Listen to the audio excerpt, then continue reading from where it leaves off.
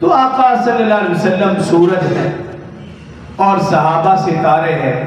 جب تک سورج اپنی آب و تاب سے چمک رہا ستاروں کی ضرورت نہیں. ستاروں کی قدر و منزلت کا پتہ نہیں چل سکتا.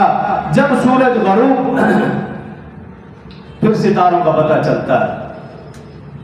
اور پھر تشریح کمال دی ہے رسول اللہ صلی اللہ علیہ وآلہ وسلم نے. دیکھیے کہ سورج آتا ہے، ستارے اکٹھے نہیں آتے، ایک ایک کر کے ستارہ آتا ہے.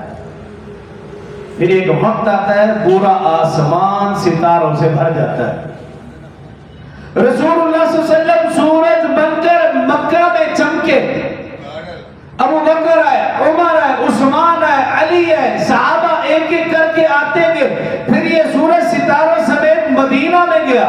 مدینہ میں پھر اور حضرات آئے. پھر ایک وقت آیا یہ سورج غروب ہو گیا. جس طرح ایک ایک کر کے ستارہ آیا اسی طرح ایک ایک کر کے صحابی آئے. سورج غروب ہونے کے بعد سارے صحابہ اکٹھے نہیں، ایک ایک کر کے ستارہ یہ چمکنا ختم ہو گیا. ستارہ بھی غروب ہوتا چلا گیا، لیکن سارے کے سارے ستارے چمکتے ہیں. اگر کوئی ستارہ ہمیں کم زیادہ نظر آتا ہے تو میری اور آپ کی آنکھوں کا مسئلہ ہے.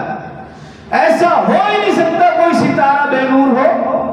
بالکل اسی طرح ہو ہی نہیں سکتا آقا صلی اللہ علیہ وسلم کا ستارہ ایمان سے خالی ہو. ایسا ناممکن ہے. ہاں میری اور آپ کی آنکھوں کا دھوکہ ہو سکتا ہے کہ کوئی ستارہ کم یا زیادہ چمکتا نظر آئے، لیکن چمکتے سارے. کوئی بھی صحابی ایمان سے خالی نہیں.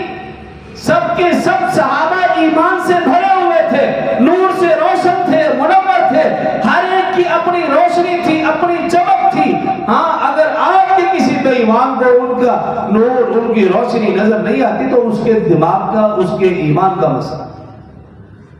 سورج اور ستاروں میں کوئی مسئلہ نہیں. اور اگر کوئی بدبخت کسی سورج کی طرف منہ کر کے تھوکتا ہے، تنقید کرتا ہے، زبان درازی کرتا ہے، تو وہ تھوک سورج پہ نہیں اس کے منہ پہ آئے گی. اسی طرح اگر ستاروں کے اوپر کوئی بھونکتا ہے، کوئی تھوکتا ہے، تو وہ تھوک ستاروں پہ نہیں اس کے منہ پہ تھوک آئے گی. تو رسول اللہ صلی اللہ علیہ وسلم نے یہ تشریح دی ہے کہ آقا صلی اللہ علیہ وسلم سورج ہیں، صحابہ اکرام رضوان اللہ علیہ مجمعین ستارے ہیں. سورج اور ستارے ان کا ایک جوڑ. اور پھر جب اہل